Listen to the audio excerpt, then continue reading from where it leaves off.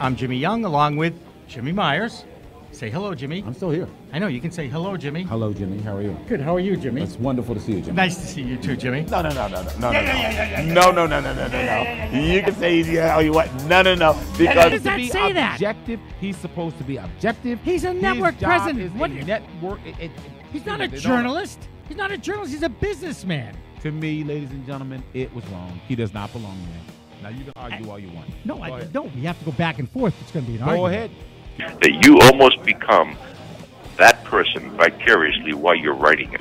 This is not going to be the stuff you're going to hear on your local radio station. Jimmy, you're a legend, kid. I had the show. He is totally a legend, and so that he is not the only person that is saying you're suspended for this many games, you're suspended for that many games. All I have to do is stay black and look good.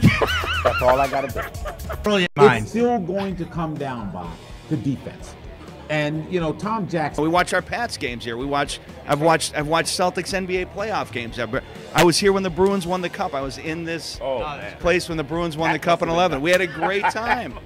This camera, and wrap it up. All right, well, that's going to do it for the Jimmy Sports Talk, live streaming on YouTube from the Nobscot Cafe in Framingham, Massachusetts. For Jimmy Young, Jimmy Myers, I'm Joe Berryman, and sorry to steal your line. That's what it is in sports. Oh, I love it. Well done, Joe. Terrific job.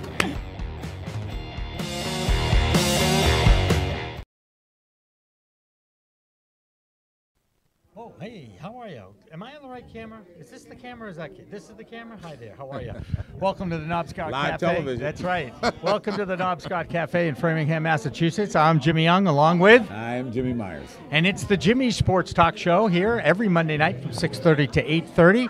And we welcome your comments, we welcome your subscriptions, your likes, your friends, all those neat things that we ask you to do in social media. A lot to talk about today. We've got a few guests that might be calling in a little bit later on, and that ought to be fun. In fact, we might even have Dan Leibowitz from the Center for the Study of Sport and Society in Northeastern drop in. He lives in the area.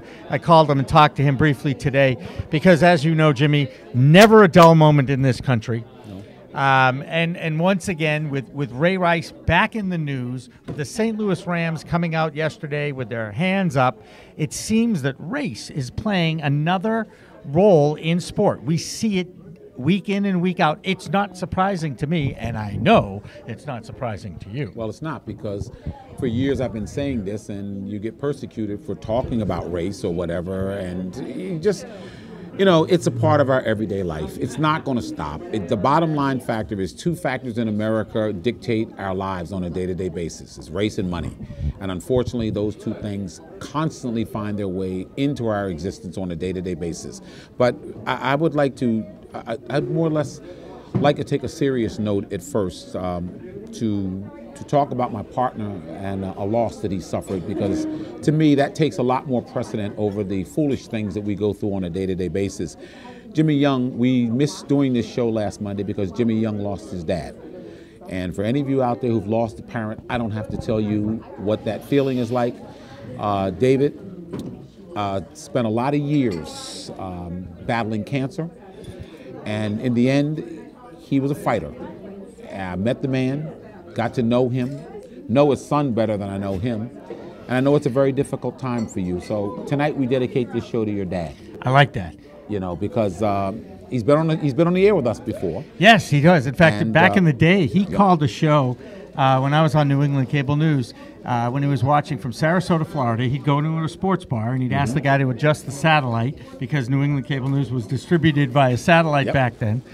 He calls in. And his moniker was the Chief was calling from Sarasota, Florida. So that would be the name call, you know, and my producer, hey, the Chief's on the line. Oh, great. We bring him on. We talk about whatever we talk about. 2 calls later, I called.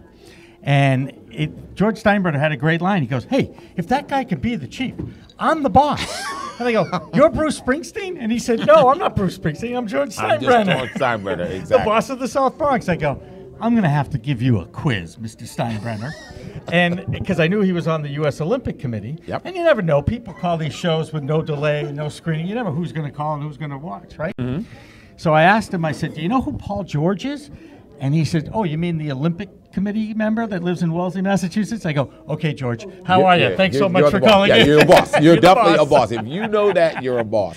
But getting back to your dad for a second. And the specter of death, ladies and gentlemen, is always the most difficult part of life. We all are going to pass that specter. We all are going to leave here. Nobody comes here and gets to stay permanently. Jesus Christ didn't even get to come and stay permanently. He was only here 33 years. But more importantly, it's the effect that the people who leave this world and leave you behind leave within you. What are some of the things you're going to remember about your dad? Well, he taught me how to throw a baseball and how to hold a golf club and swing the golf club. And that's one of the things. But what I really learned from him, he was a great role model. He taught me how to be a friend. You know, my dad was known as the nicest guy in the world. This is what his obit said. I wrote his obit and talked about it at his funeral and at the graveside service. And I can't tell you how many times, because the family's business was right next to Fenway Park. M. Brown Office Furniture was right next to Fenway Park at 126 Brookline Ave for many years, as well as Discount Office Furniture next door at 120. And I can't tell you how many times I run into people who knew my dad, would come up to me and go, "You're David Young's son?" And I go, "Yeah, I'm David Young's son." He's the nicest guy in the world. So see, he was much more famous before you. Oh, no question about it. And his reputation, my dad, was much better. But I live up to that. I try to do that every single day. And people always say, "Oh, you love everybody, Jimmy. Oh, they make." And I'm like, "Yeah, I do. I do. I like all people, as you know. I embrace everyone, and I try and develop my relationship around something I might have in common with them, even though they may be different from me." And that's what I try to. And he gave me that, absolutely. He also gave me Tufts University. Needless to say, that led to a certain internship, which led to meeting you in 1977. And the dean of Tufts University came to the house on Friday. The dean of Tufts Arts and Sciences, Jim Glazier. He had met my dad 6 months ago. And, you know, we're a three-generation Tufts University family. My father went class of 45, my brother 74, my sister-in-law 76, myself 79, my niece Emily, Mark's daughter, class of 2003. So we had three generations. So we're not changing it to Tufts-Young University. No. It's just Tufts University. They are the Jumbos. Okay. And we are very proud. I want to make sure. We are very proud. We are a Jumbos family. I want to make sure. Absolutely. And so, you know, it's part of life. It's been a tough week. Woo! Very tough week. But I will say this, and we'll link this back to sports. When my brother told my dad the score of the Patriots-Lions game, it was the last time he smiled. Last Sunday. So that gives you an idea, because he was in a hospice for many days, actually, and I don't know if anybody's ever gone through it. It's just it's an incredible experience. Many of us have, but the thing I think I'd want to ask you more than anything is, I would say it's a blessing, but you were there at the final moments, and I know it's very painful for you, and I know, but our audience needs to know these things about you. Tell me about the final hours and the final moments. Well, there's another story here that lends it, and it's gonna be tough for me to get it out. Take your time. Take your time, baby. Don't take your time. It's all right, man. It's all right, because we all have to go through this, Jimmy.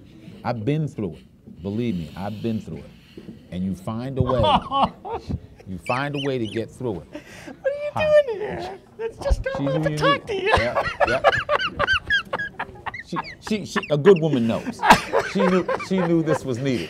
Oh, that's too funny, though. I was just about to tell a story. So Donna, just my significant other, fiance, best thing that ever happened to me in my life. You can sit down, actually, honey.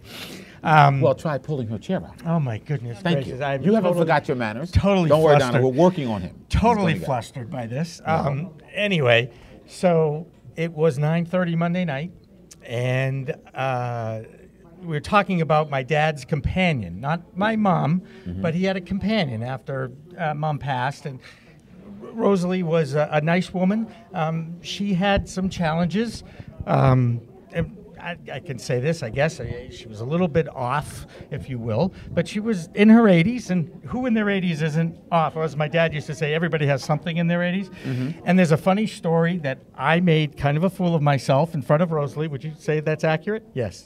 Because Donna was there. And I called Rosalie. And Donna's going, oh, God, Jimmy, not now. My dad was not well a couple of times in Florida. And sure enough, I said to her, you know, Rosalie, I said, you know, when Dad's not feeling well, you got to call me, you know, because I'll come down here in a minute. After all, you're no spring chicken. Oh, no. No, no. See, I guess, no, you didn't say that. I did say it. You didn't say that to a woman. Did you say that to a woman? Yes, I did. Yes, I did. And Miss Donna was there, and her jaw hit the ground, needless to say, and she tells the story so much better. Thank you. So rather than me Thank telling God that you were story, there without getting him shot. so, God. So, without me telling that story, I handed the phone over to Mark. Donna told the story, and he starts laughing uncontrollably, like I haven't seen my brother laugh like this. His sides hurt. And then I started laughing. And 10 minutes later, my dad passed. So it was like he had heard us happy. Yep. What are you doing here? How did you know this? Were you put up to this, or did you just come on your own? Oh. She doesn't need an invite. She can just come whenever she wants. It's wonderful to see you. By the way. Thank you. But at the moment, I mean, really, that I'm about to talk about you? It's called enter proper stage left. Well, it was to your right, so it's enter stage left. Unbelievable. I'm thrilled to see you. Hi, honey. Do I get to eat it? Yeah, absolutely. Make sure they know. This is Jamie. Get whatever you want. This is Jamie. This is Donna. Whatever you want. Yes. Don't have any lobster because usually they save them for me. No, I'm only kidding. I know you well enough to know. You can have whatever you'd like. They have a good little burger, but they also you take home shrimp scampi, don't you? Yeah, sometimes. Yeah. Sometimes. So, I mean, they have good Italian. They may even have spaghetti and meatballs that you might like because I know that's your favorite meal. I can't believe you show up here. It's kind of freaking me out a little bit. It's okay. That's all right. I can't believe we're live on the internet. This is going to be recorded forever now? Yes. Oh, my God. God. Good. Keep those recorders going out there, ladies and gentlemen. But yeah, you got 50. Well, you got it. You got more than that, as far as I'm concerned. You have nothing. Make sure they get a look at your pretty face. Yes. Look over there. She's very trying. shy. She does not want to be on camera. Yeah. She's off frame. She's off frame. There we go. Come on, turn the camera. Thank you very much. There you go. There you go. I will say this: you're the best looking thing at this table. I got to tell you that. No question of that. Okay, go ahead. There she goes. She's going to shake it. You mentioned... That's so nice. Did you know she was coming? No. And if I did know, I wouldn't have told you. But anyway, you made an analogy that you were there when your son I need was the water, born. Please. Thank you. Yes, I did. And you were there when your dad... I've now seen both ends of the life cycle, and it's amazing. We all go through it. We're human. Some of us never get to see either end. Back in the day, Jimmy, I know my dad didn't see me get born back in the 50s. No way. He's probably working. He was there, but it was the old days where the moms would give birth and then the dads would hear about it. Okay. You know what I mean? Yeah. Mm-hmm. And then now, of course, I got to cut the cord of my son Gabe, which was unbelievable unto itself. You're blessed. And now I got to see the dad's last breath. And I called my brother in. I actually was walking by the room, looked in, and his eyes was opened. And I went, uh-oh, Mark, you better get in here. And sure enough, and it was... Look. The part I love he gave me sports. Do I need to say anything more? No. Okay. But the part I love is the part I love about the story is that he heard you guys laughing. Right. Well, that's what we all said. If that's the way you go. And he said they're fine. They're going to be fine. They're fine. Yeah.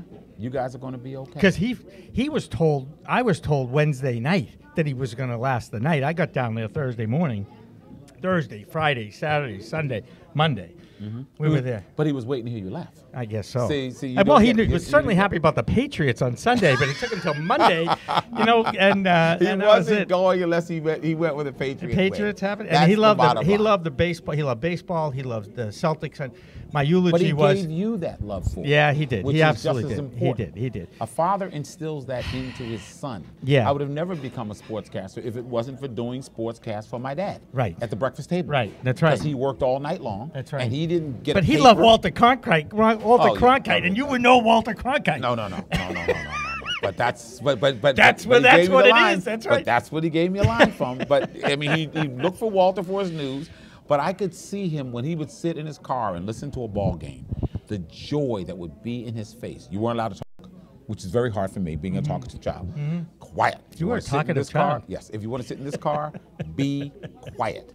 So you'd have to sit there and say, and then you'd hear all of this crowd screaming, yeah! And I said, wow, there must be something going on inside this radio. And I could hear the voice, Byron Som and Bill Campbell were the two long-time Philadelphia announcers, but they were there at that time. And, you know, as I said, I needed you to talk about it because it's something that so many people fear, Jimmy. Yeah. They fear death. They fear like, wow, you know, what's going to be beyond? What's going to happen to me? What's going to be? And we all address it in our own different ways. And to make another parable, the world lost Dick Bresciani. Now, many of you may not know who Dick Bresciani is. Dick Bresciani was with the Boston Red Sox for over 40 years as their public relations man. Really, media relations and media public relations. Well, it was public relations first, then they turned it to media relations. Right.